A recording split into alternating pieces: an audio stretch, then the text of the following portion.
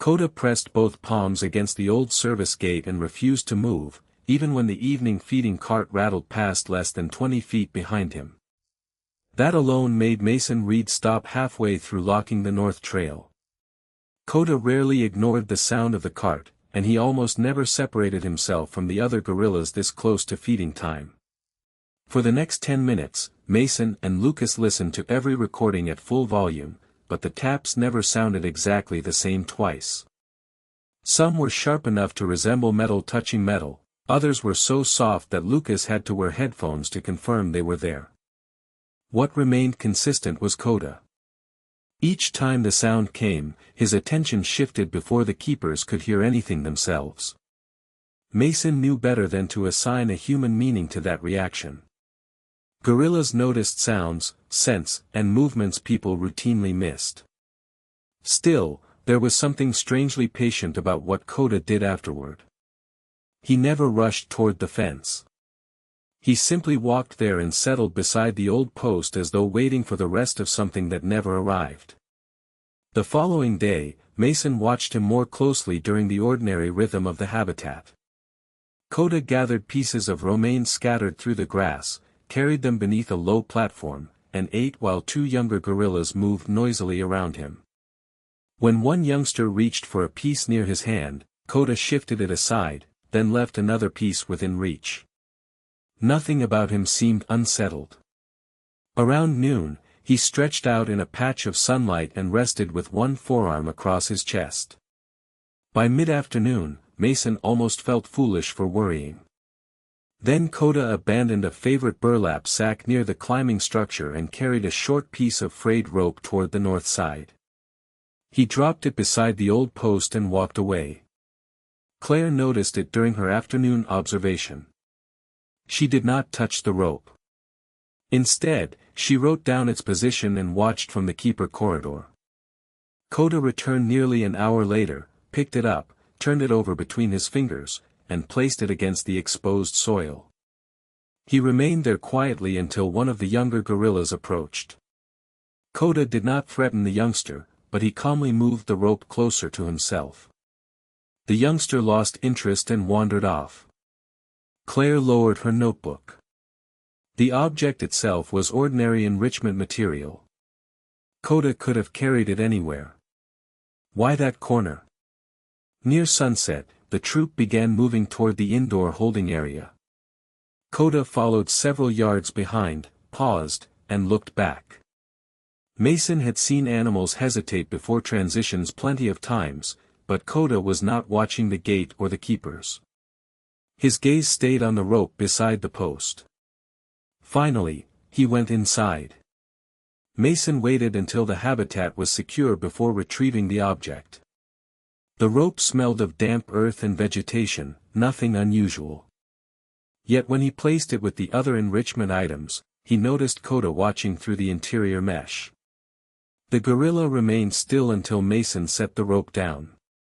Only then did he turn away. That night, rain moved across the sanctuary again, heavier than before. By the time Mason arrived the next morning, shallow puddles covered the service road and leaves had blown across the north corner. Coda was already outside. Instead of going directly to breakfast, he crossed the grass and began searching through the wet leaves near the post. His movements were measured, almost methodical. He lifted one handful, checked beneath it, then moved to another. Mason realized what was missing. The rope. He brought it back but stopped several feet from the barrier, uncertain whether returning it would influence Coda's behavior. When Coda saw the object, he approached, accepted it through the normal keeper procedure, and carried it directly to the same patch of ground. This time, however, he did not put it down. He held it while facing the service path for almost 4 minutes. Claire joined Mason without speaking. There were no taps that morning. No workers nearby. Nothing visible beyond the fence. Coda eventually lowered the rope and returned to the troop. Claire was about to leave when she noticed something Mason had missed. Coda had not placed the rope beside the wooden post this time. He had laid it several feet farther north, beside a flat stone partly buried in the mud. Lucas checked the habitat map. The stone was not listed on it. By late afternoon, staff found an older site plan in storage. Mason unfolded the faded sheet across a worktable and immediately stopped. Decades earlier, before the habitat had been rebuilt, that stone had stood directly beside something marked only as Shelter 3. And beside those words, someone had written a name by hand. Mason did not read the handwritten name aloud. Before he could study it, a radio call pulled him back toward the habitat, where Coda had begun doing something the staff had never recorded before. Instead of returning directly to the buried stone, the gorilla was moving along the northern boundary in short, deliberate stages. He stopped at one wooden support, touched its base, walked roughly 12 feet, and repeated the motion at the next. Lucas watched from the service corridor while Claire logged each stop. At first, the pattern suggested simple inspection of his surroundings. Then Lucas measured the gaps. They were almost identical. Coda was following a line that no longer existed. The old site plan offered a possible explanation, but not a comfortable one. Shelter 3 had once extended along that exact section of ground before renovations changed the enclosure. Mason wondered whether Coda remembered an old boundary. To test nothing and disturb nothing, the staff simply observed. Coda reached the final support, turned around, and retraced the route. Halfway back, he stopped at an empty patch of grass and swept aside a layer of wet leaves. Beneath them was bare soil. He pressed his knuckles into it twice, then moved on. Lucas checked the plan again. There had never been a support marked at that spot. By lunchtime, Coda appeared completely normal around the troop. He foraged, rested, and briefly examined a cardboard tube filled with hay. The keepers began to wonder whether they were connecting unrelated behaviors because of the old map. Then Coda carried the empty tube north, placed it upright beside the flat stone, and pushed it over with one finger. He waited several seconds before setting it upright again. 3 times he repeated the sequence. Claire quietly recorded the behavior from outside the habitat. It did not resemble play she had seen from him before. More puzzling, each time the tube fell, Coda angled his head toward the locked service corridor as though the falling sound mattered more than the object. Mason asked maintenance to check the area for loose hardware, pipes, or anything that might produce the metallic taps. Their inspection found nothing unusual. The old post was stable. The fence fittings were secure. The drainage system ran beneath a different section of the habitat. That afternoon, Lucas placed an audio recorder outside the service gate, hoping to capture whatever Coda detected. For nearly 2 hours, there was only wind, distant visitor chatter, and the occasional call of birds. Coda never approached. At 4:36, however, he rose from beneath the platform and walked north without any audible trigger. This time he passed the stone completely. He stopped nearly 20 feet beyond it, where thick grass grew against the fence, and began separating the blades with careful movements. What appeared beneath them made Mason call Claire over. A narrow concrete edge was visible beneath the soil, no wider than a few inches. It looked like part of an old foundation. Coda traced it until the concrete disappeared underground, then returned to the stone. The pattern had shifted again. He was not simply revisiting one location. He seemed to be moving among pieces of a place that had been removed long ago. Claire requested the original renovation records before anyone disturbed the ground. While Lucas went to retrieve them, Coda picked up the frayed rope from beside the stone and carried it to the newly exposed concrete. He laid one end there, stretched the rest across the grass, and stopped when it pointed toward the wooden post. Mason felt a quiet unease settle over the group. It could still be coincidence. Gorillas manipulated objects in complex ways, and no one wanted to invent meaning where there might be none. Then Coda gathered the rope again and disappeared behind a cluster of shrubs. When he returned, he was carrying something small and dark in his fingers. Mason initially thought it was bark. Coda walked past the stone, past the post, and directly to the fence. He carefully pushed the object through a gap in the lower mesh and left it on the concrete service strip outside. He stepped back immediately. Claire waited until Coda moved several yards away before approaching. On the ground lay a weathered plastic tag, stained with soil and cracked along one edge. Most of the printing had disappeared, but 3 faded letters were still readable.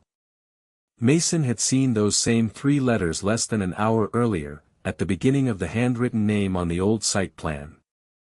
The 3 letters matched the beginning of Samuel Brooks, but Mason had barely confirmed it when Claire noticed a more immediate problem on the renovation report. The narrow concrete edge Coda had uncovered was part of an abandoned footing scheduled for removal during a drainage project beginning Monday. The work had been approved months earlier, long before anyone noticed Coda returning to the north boundary. Heavy rain had exposed cracks around the footing, and facilities staff were concerned that continued erosion could leave unstable material beneath the soil. Their recommendation was straightforward: close the northern section temporarily, remove the old foundation, improve drainage, and restore the ground. From a safety standpoint, Mason could find nothing unreasonable about it.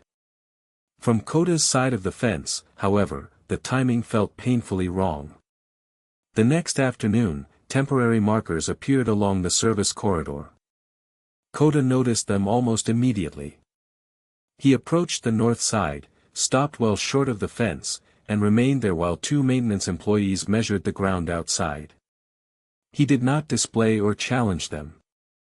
Instead, he moved toward the flat stone, picked up the frayed rope, and carried it farther into the habitat. Mason watched him place it beneath a low log, then return alone to the old post. It was the first time Coda had moved one of those objects away from the area, and Mason could not decide whether the change meant anything at all. Claire suggested delaying unnecessary activity until they reviewed the older records, but the drainage work itself could not simply be ignored. Forecasts showed another storm system arriving within days. If water continued collecting near the footing, the repair might become more complicated.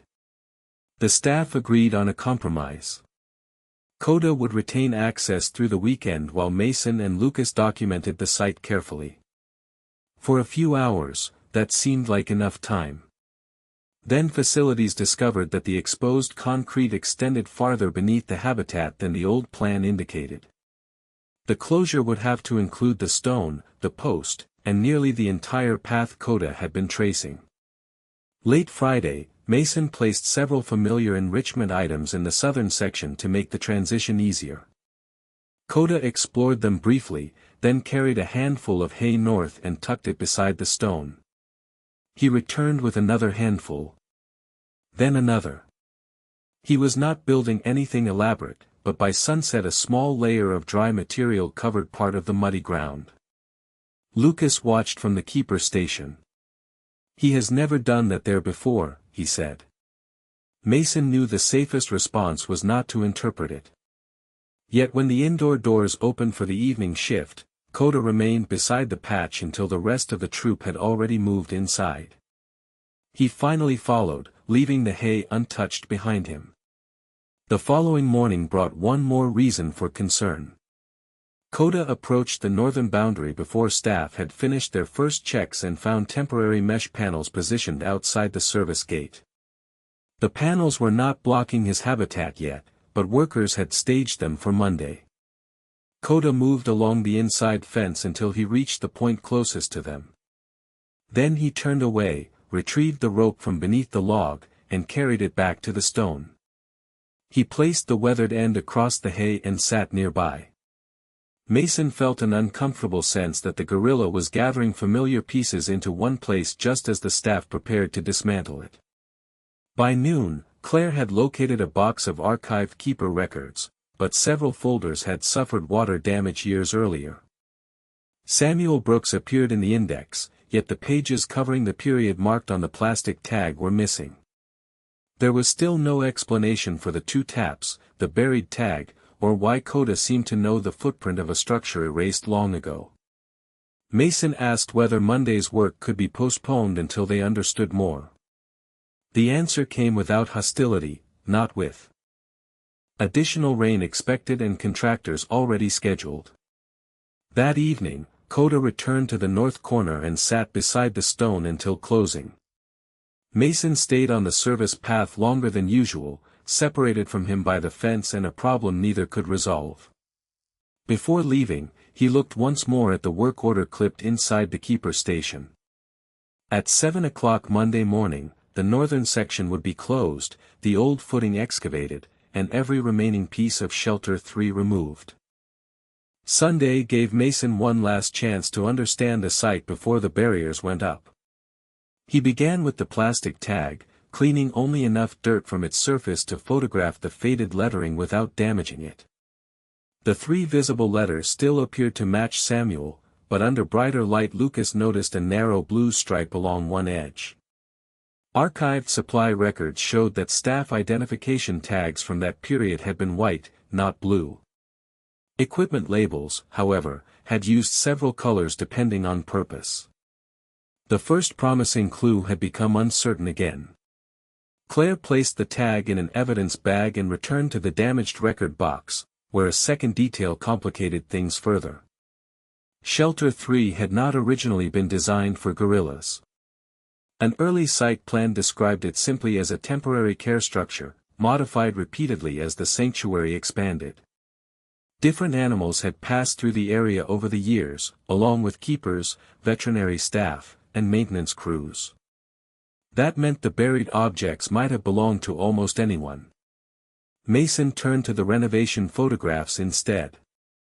Most showed concrete, fencing, and construction equipment, but one image caught his attention. The flat stone was visible near the old shelter, several feet from where it rested now. Someone had moved it during the renovation and apparently left it behind. If Coda was following the original layout from memory, why had he chosen the stone's present location rather than its old one? The question weakened the idea that he was simply reconstructing a place he remembered. That afternoon, Lucas reviewed the audio files again. He isolated the 2 taps and compared them with sounds around the sanctuary, gate latches, feeding buckets, toolboxes, fence hardware. Several were close, none identical. More important, the recordings showed that Coda did not always move after the taps. On 2 evenings, his body had already shifted toward the north corner several seconds before the microphone captured them. Whatever prompted him might not have been the sound at all. Claire suggested scent, vibration, or another environmental cue too subtle for the equipment. Then Mason found something on the weather report. Every recorded visit had occurred when the wind was moving from northwest to southeast across the property. It was a plausible pattern until they checked the previous month and found several days with the same wind direction when Coda had never approached the corner. Another theory disappeared. Near 4 o'clock, Coda returned to the hay-covered patch and began removing pieces rather than adding them. He carried each handful about 10 feet away and released it near the grass. Beneath the thinning layer, the flat stone became visible again. Coda brushed mud from one edge, exposing a shallow groove across its surface. Mason photographed it from outside the barrier. The groove looked too straight to be natural, but the renovation photographs were not clear enough to show whether it had always been there. Lucas searched the maintenance inventory and found references to numbered anchor points used around the old shelter, although none matched the stone. Coda then left the area without touching the rope or post. By early evening, Mason had more evidence than he had started with and less confidence in every explanation. The objects did not clearly belong together. The taps might not be a trigger. The old structure had served multiple purposes. Even the handwritten name on the plan could have been nothing more than a staff notation. Claire was closing the archive box when a loose photograph slipped from between 2 warped folders and landed face down on the table. Mason picked it up carefully. The image showed Shelter 3 before the renovation, with the wooden shade still standing and several indistinct figures beyond the mesh. Nothing about the photograph seemed useful until Lucas turned it over. A date had been written on the back, followed by a short inventory note. Mason read it twice. The blue tags were not identification labels. They had been attached to personal items temporarily stored during animal transfers. Beside that note was a tag number. Claire checked the number on the weathered piece Coda had pushed through the fence. It matched. But the name recorded beside it was not Samuel Brooks. The name beside the tag number was Mara. For several seconds, Mason said nothing. Claire pulled the photograph closer while Lucas opened the transfer inventory on the archive computer. The blue tag had once been attached to a canvas-carrying sling listed among Mara's belongings when she was moved into Shelter 3 for temporary care. The frayed rope Coda kept carrying was the same type used to secure those canvas slings beneath the old shade. It did not prove what Coda remembered, but it changed the meaning of almost everything they had watched him do. Mason returned to the older photographs, this time searching for Mara instead of Samuel. There she was. A large female gorilla appeared in image after image near the flat stone, usually resting beneath the canvas shade. And in 3 photographs, a much younger Coda sat only a few feet from her. Claire found the behavioral logs next. Mara had been placed near Coda during a difficult adjustment period because her calm presence helped stabilize the younger gorilla without forcing human contact. She was not his mother, and the records never described the relationship in human terms. They simply documented that Coda chose to remain near her, copied parts of her routine, and repeatedly returned to her resting area. Then Lucas found the detail that made Mason sit down. Shelter 3 had not been arranged the way the surviving renovation map suggested. The wooden supports Coda had touched were replacements installed later. The original shade had been anchored along a slightly different line, including one support at the bare patch where Coda had pressed his knuckles into the soil. His 12-foot movements were not random measurements. He had been tracing the old shelter. The concrete edge in the grass belonged to its foundation. Even the flat stone made sense now. Workers had moved it during renovation, but old photographs showed Mara frequently carrying small enrichment objects to that stone after it was relocated. Coda was not rebuilding a structure. He was following pieces that had remained familiar after the structure disappeared. Only the 2 metallic taps still seemed unexplained. Claire searched the daily care notes from Mara's final months at Shelter 3. The answer was almost embarrassingly ordinary. Keepers used a metal pail during routine feeding, and Samuel Brooks had recorded a simple conditioning cue, 2 light taps before placing food near the shelter so Mara would know staff were approaching without being startled. Coda had heard that cue repeatedly while sitting nearby. The microphones had not captured a ghostly sound or anything mysterious. A loose aluminum rain diverter on an unused utility shed northwest of the habitat had been striking its bracket when the wind shifted. Maintenance confirmed it that afternoon. Similar sound. Same direction. Not exact every time, which explained why Coda sometimes reacted before the microphones clearly recorded it. The sound had never been the memory itself. It had merely opened the door to a familiar sequence of place, objects, and routine. Mason finally understood why Coda had ignored their attempts to redirect him, why the enrichment tube mattered only when it fell, why he protected the rope without treating it like a toy, and why he kept searching beneath leaves where old supports had once stood. They had spent days asking what Coda wanted from that corner. The record suggested a simpler possibility. He wanted nothing from it. He had been returning to something familiar. Claire immediately called facilities. The drainage repair still had to happen, but the plan could be revised to document and preserve the stone while removing only unstable material. Monday's complete clearing was suspended. Near sunset, Mason stood outside the north fence with the old photograph in his hand. Coda approached the flat stone, settled beside it, and rested one hand on the frayed rope. In the photograph, taken decades earlier, young Coda sat in almost the same position. Beside him was Mara. Mason kept the photograph on the desk long after the others had gone home.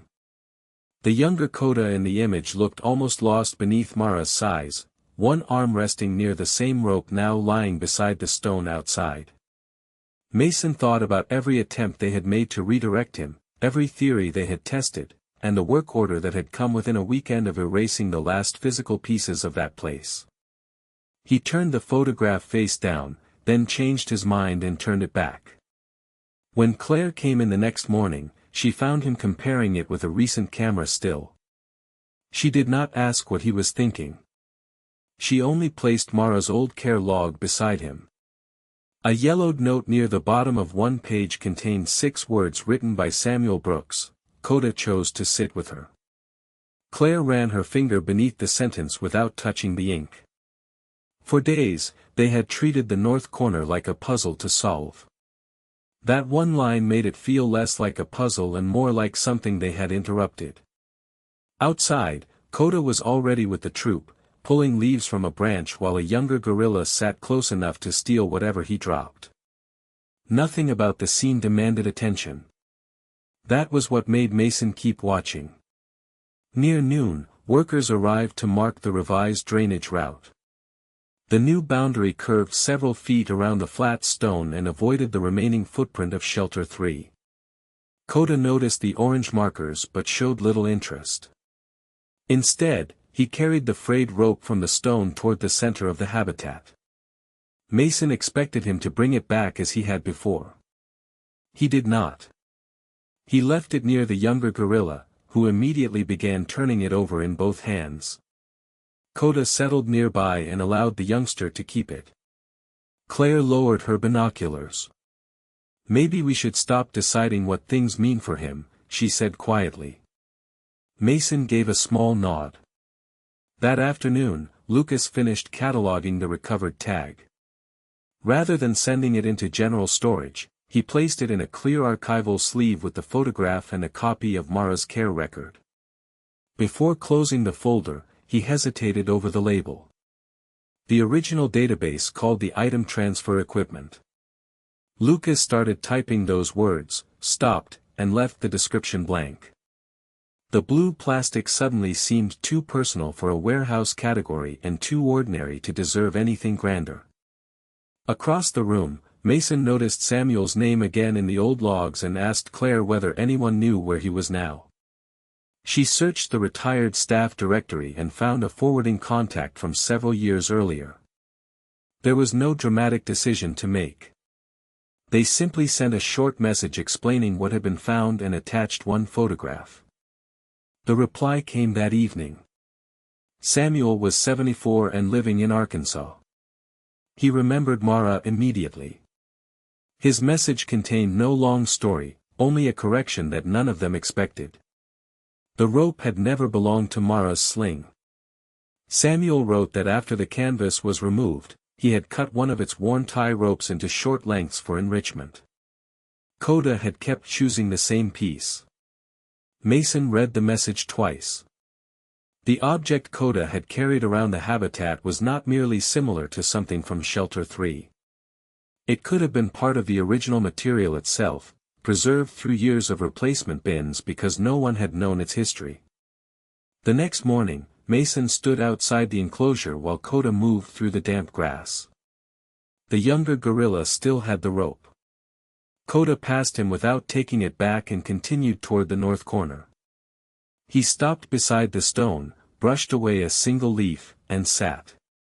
Mason did not call him. He did not take notes. For several minutes, there was only the hum of the distant ventilation system and the soft scrape of Coda's fingers across the stone. Then Mason quietly placed Mara's photograph against the outside window of the keeper station, where the staff could see it. Coda never looked toward the photograph. He did not need to. He was already sitting beside the part of the memory that had survived. The drainage crew returned on Tuesday with a smaller excavator and a different set of markings on the ground. Instead of cutting straight through the old shelter footprint, they worked around it, leaving the flat stone and the narrow concrete edge undisturbed. Mason expected the machinery to keep Coda away from the north side, but the gorilla simply stayed with the troop until the work quieted. Later, when the equipment was parked, he walked over and inspected the fresh soil from several feet away. He touched nothing. After a minute, he turned back toward the others. It was the first evening in weeks that he did not sit beside the stone. The change was so subtle that Mason almost missed it. The following afternoon, Coda returned, but he was not alone. The younger gorilla came behind him carrying the frayed rope, dragging one end through the grass. Coda settled near the old shelter footprint while the youngster climbed onto a low log and began pulling at loose fibers. Coda made no attempt to retrieve the rope. He gathered leaves nearby, occasionally glancing toward the younger animal, then moved several feet into the shade. Claire watched from the service corridor and smiled when Mason reached for his notebook, then slowly lowered it again. They had agreed to document necessary behavioral changes without turning every quiet moment into another mystery. A week later, the temporary barriers came down.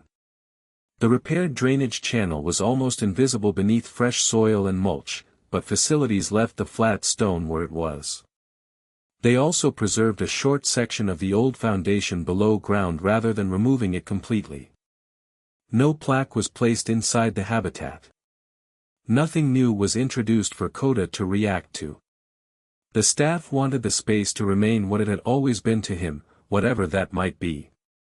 Yet something else changed outside the enclosure. The old renovation plans were moved from a forgotten storage box into the sanctuary archive, along with Mara's records, the blue tag, and the photograph. Samuel called Claire 2 days later. His voice was softer than she expected. He asked whether Coda still touched the old post. Claire looked through the office window before answering. Coda was sitting nearly 30 feet away from it, grooming his forearm while 2 younger gorillas rested nearby. Sometimes, she said. Samuel was quiet for a moment. Then he asked if he could visit. The sanctuary arranged it without making the occasion public. On a cool Thursday afternoon, Samuel arrived carrying no gifts and asking for no special access. Mason walked with him along the service path until they reached the north boundary. Samuel stopped before the old stone came into view. His hand rested briefly against the railing.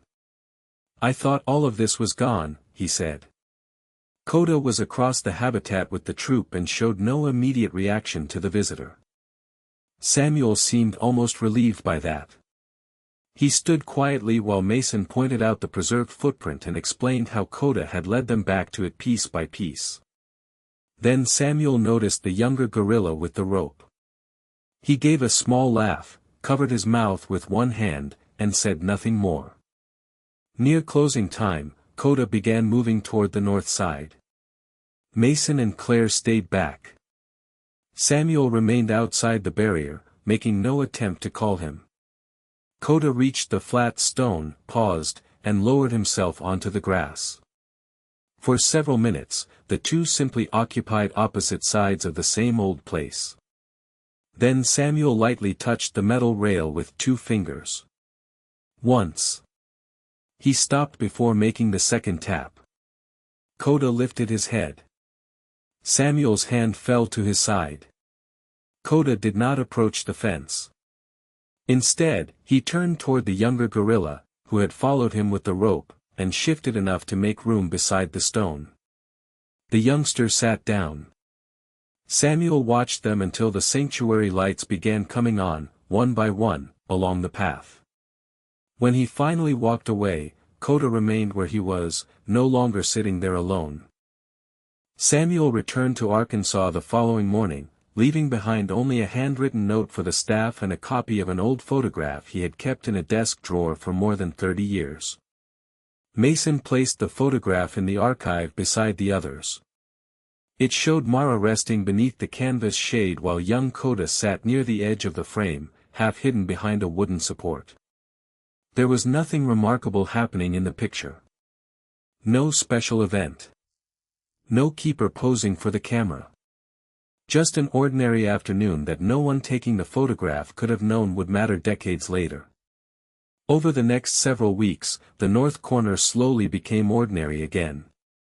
Coda still visited it, but not every day. Sometimes he stopped only long enough to touch the flat stone before continuing toward the trees. Other times he never went there at all. Mason noticed that he had begun spending more time near the younger gorillas, especially the one who had claimed the frayed rope. The youngster carried it everywhere until weather and constant handling reduced it to a shorter, softer length. One afternoon, Mason found the rope abandoned beside a climbing platform.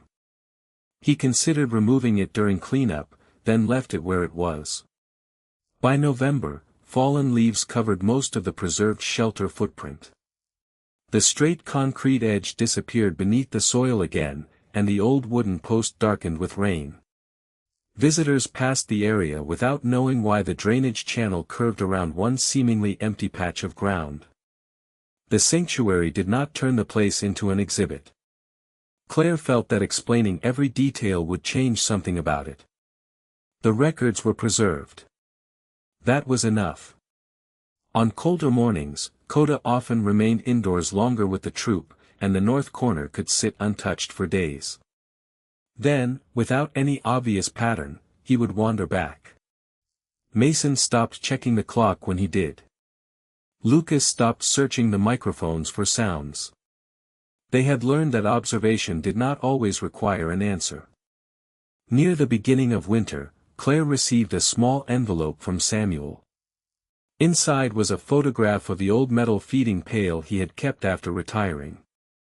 A short note on the back said he had almost thrown it away during a move years earlier. Now it sat on a shelf in his garage. Claire smiled and slipped the photograph into the archive folder without adding another label. Life at the sanctuary continued around the memory. Gates opened each morning. Food carts rolled down the service lanes.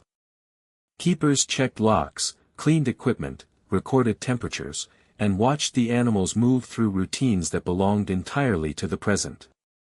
Coda remained Coda. Some days he was patient with the younger gorillas.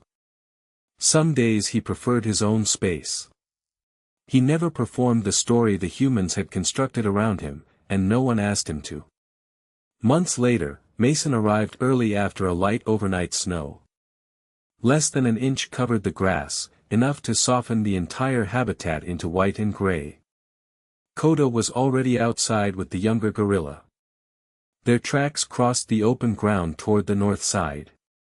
Mason watched from the keeper station as Coda reached the flat stone and brushed snow from its surface with the back of his hand. The younger gorilla settled beside him. For a while, neither moved. Then Coda stood and headed toward the center of the habitat.